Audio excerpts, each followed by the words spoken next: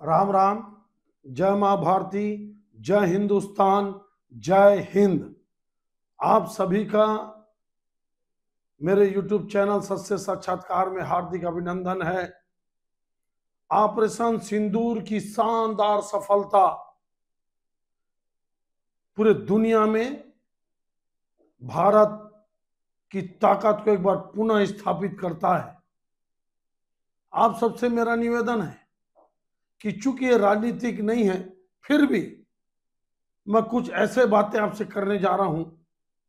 कृपया निवेदन है, अंत तक जरूर सुनिएगा। मेरा आपसे बहुत ज्यादा निवेदन है। देखिए, भारत आजादी के बाद से लगातार हमले झेल रहा है।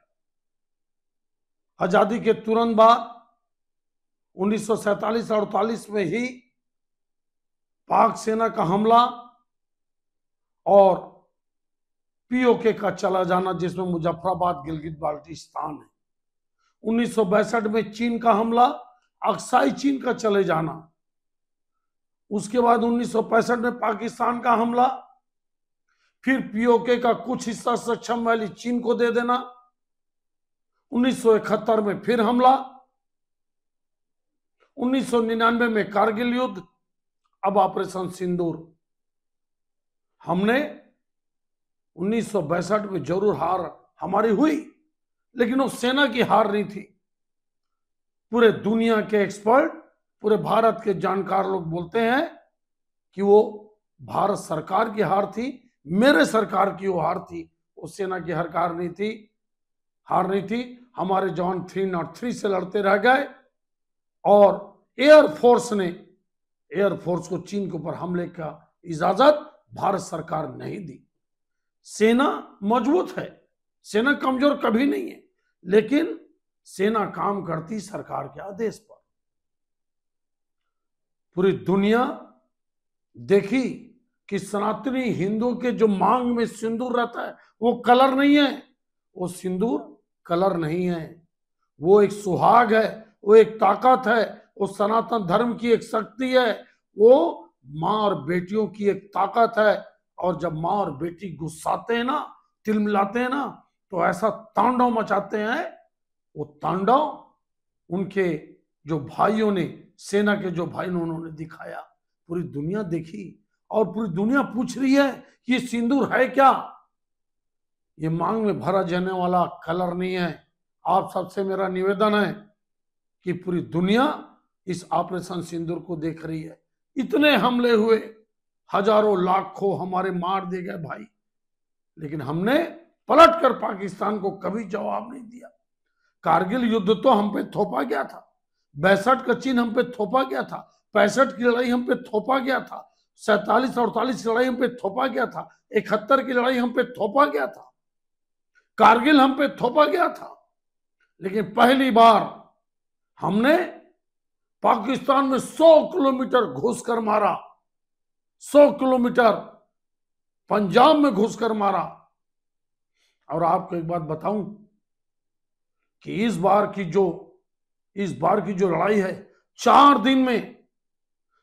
दिन में पाकिस्तान घुटने में आया। लोग बोलते हैं, ये बोलने की राजनीति है कि पाकिस्तान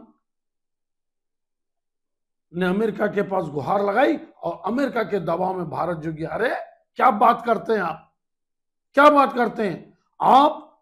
आज का इंटरव्यू सुना आप ऑस्ट्रिया देश के जो महान सेना के और युद्ध के जो इतिहासकार हैं, टॉम कूपर का आज का बयान सुनना।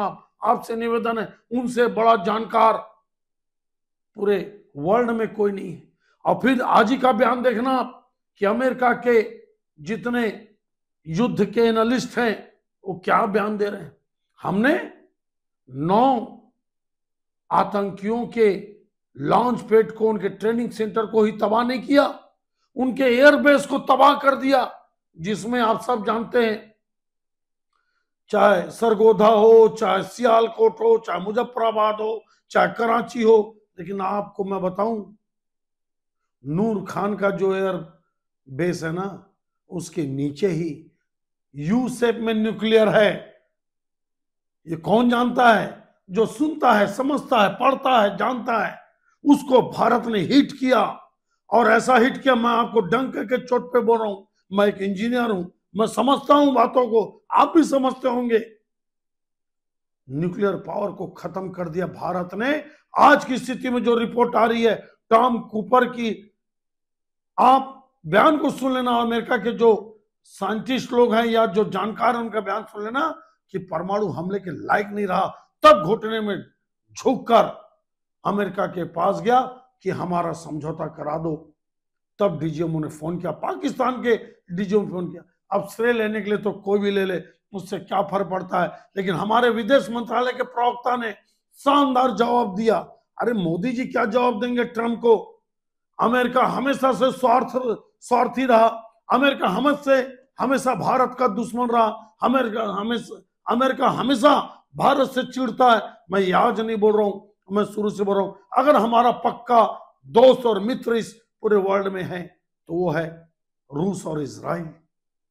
लेकिन हमारे सबसे बड़ी बात और देखिए आप, पूरे उनके एयरबेस तबाह कर दिए हमने, तब जाकर उसने अमेरिका से गुहार लगाई और हमारे डीजीएमओ को उनके डीजीएमओ ने फोन किया।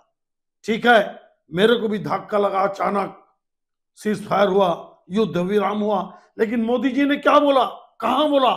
आदमपुर बेस में जाकर ललकारा, जिसका फर्जी वीडियो गेम दिखा दिखा के पाकिस्तान ये बोला कि हमने आदमपुर बेस जो पंजाब में उसको उड़ा दिया। वहीं मोदी जी गए और वहीं अपने जो इन लोगों ने एयर स्ट्राइक किया था, जो एयर डिफेंस सिस्टम में काम किया था और जिन्होंने मिसाइलें दागी, प्रक्षेपास्त्र दागे, उनसे मिले मोदी जी और पूरा आदमपुर बेस को दिखाया। क्या बोले? खून और पानी एक साथ नहीं बहेगा, हम पीओके लेकर रहेंगे, बात पीओके पे होगी, बात आतंकवाद पे होगी, और न्यूक्लियर की धमकी भारत अब सहने वाला नहीं। अब एक भी आतंकवादी हमला हुआ तो एक्ट ऑफ वॉर माना जाएगा। ऐसा फैसला भाजपा के भी सत्ता में पूर्व में और कांग्रेस की सत्ता में कभी नहीं हुआ। क्यों हमने सिंधु ट्रीटी को पहले सस्पेंड नहीं किया, क्यों खत्म नहीं किया, उसके डिटेल में मैं नहीं जाऊंगा, लेकिन आप सोचिए आप कि इतना बड़ा फैसला, मेरे को धक्का जरूर लगा था सीज फायर पर, लेकिन मैं अपने देश की सेना के साथ हूं, मैं अपने देश के पीएम के साथ हूं। मैं गद्दार नहीं हूं, मैं बेईमान नहीं हूं, मैं स्वार्थी नहीं हूं, मैं अपने जज्बात को बढ़ाता भी हूं और अपने जज्बात को कंट्रोल करना भी चाहता हूं। अमेरिकी सेना और दुनिया के बड़े बड़े साइंटिस्ट क्या बोल रहे हैं? 23 मिनट तक भारत ने पाकिस्तान के डिफेंस सिस्टम को हाईजेक कर लिया और एक भी हमारा ड्रोन, एक भी मिसाइल इंटरसेप्ट नहीं कर पाया पाकिस्तान। और हमने उनके 500-600 ड्रोन को, मिसाइलों को मार गिराया, जिसमें तुर्की के मिसाइल, जिसमें चीन के मिसाइल, जिसमें चीन के ड्रोन और जिसमें तुर्की के ड्रोन। आप मेरे को बताइए, इससे बड़ा हमला पूरी दुनिया बोल रही है। भारत चीन, अमेरिका और इजराइल से भी बढ़कर अपनी ताकत दिखाई। क्यों? क्योंकि हम अपनी मिट्टी को भारत माता मानते हैं, वो अपने देश को अपना देश मानते हैं, हम अपनी मिट्टी को अपनी माता मानते हैं। इसलिए हम सिर्फ ताकत से, बुद्धि से नहीं, हम भावनाओं से भी लड़ते हैं, हम अपनी आत्मा से भी लड़ते हैं, हम अपने दिल से भी लड़ते हैं, और हमको शहीद होने में, हमको अपनी जान न्यौछावर करने में गर्व महसूस होता है। ये है मेरे भारत के जवान, मेरे भारत की सेना। आप सबसे निवेदन है कि इस युद्ध में तुर्की, चीन और अजरबैजान, इन तीनों की प्रमुखता शामिल हो गई। हमने तुर्की के 2 ड्रोन ऑपरेटर को भी मारा। आप सबसे मेरा निवेदन है कि चीन, अजरबैजान और तुर्की, आप मत जाइए, कैंसिल करिए आप जितने लोग हैं, क्योंकि आजकल ज्यादातर लोग अजरबैजान के बाकू ज्यादा जा रहे हैं। तुर्की 3 लाख लोग लगभग पिछले साल 2024 में तुर्की गए, 3000 करोड़ रुपया खर्चा करके आए। आप सबसे निवेदन है कि जब हमारे भाई, हमारे बेटे जब बॉर्डर पे लड़ते हैं तो हम लड़ नहीं सकते तो कम से कम उनका सहयोग तो करें, उनका समर्थन तो करें और देश के साथ खड़ा हूं। मैं बोलने के लिए तो बहुत कुछ बोल सकता हूं, लेकिन आज आपको मैं इतना बता रहा हूं कि भारत देश से लड़ने की क्षमता अगर पाकिस्तान, तुर्की, अजरबैजान ये तीनों एक हो जाएं तो भी अब नहीं लड़ सकते।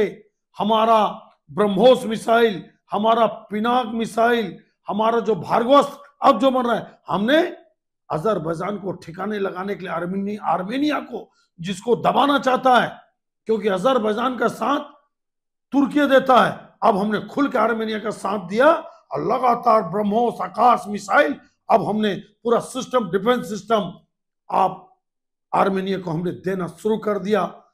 लगभग 24,000 करोड़ रुपए का हमने एक्सपोर्ट किया और 2013-14 में मात्र 1,000 करोड़ का रक्षा सामान एक्सपोर्ट किया था। बहुत सारी बातें हैं, मेरा विषय नहीं है ये रक्षा के मामलों में, लेकिन मेरी आदत है कि सरल भाषा में आप सबको बताऊं।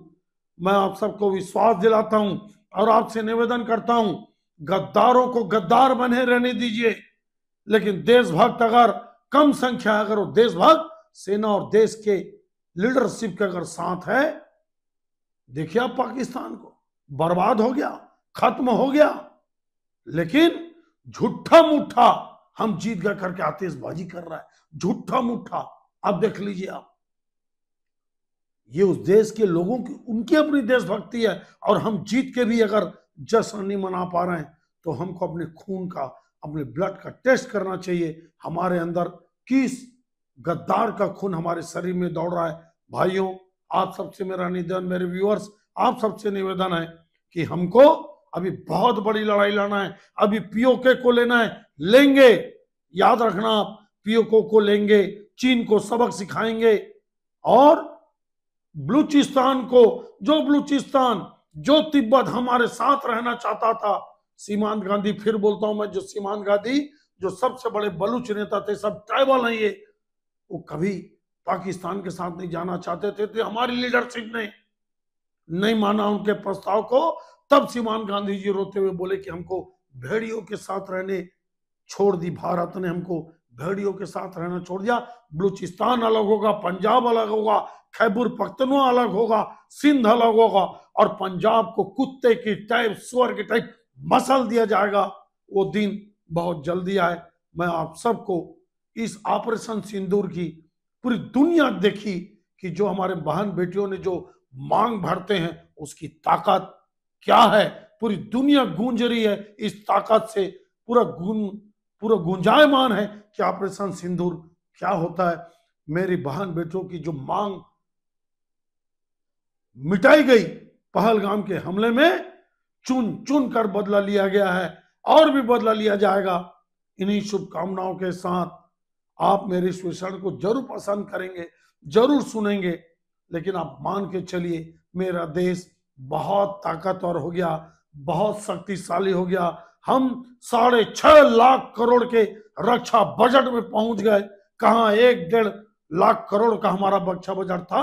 आने वाले समय में रक्षा बजट में और बढ़ोतरी होनी चाहिए। हम अब चीन को टारगेट कर, जो जॉर्ज फर्नांडिस जो मेरे प्रिय नेता रहे, वो हमेशा संसद में बोलते थे हमारा असली दुश्मन चीन है, क्योंकि चीन नहीं चाहता कि उसके बादशाहत में अमेरिका के अलावा उसका पड़ोसी भारत दखलंदाजी करे।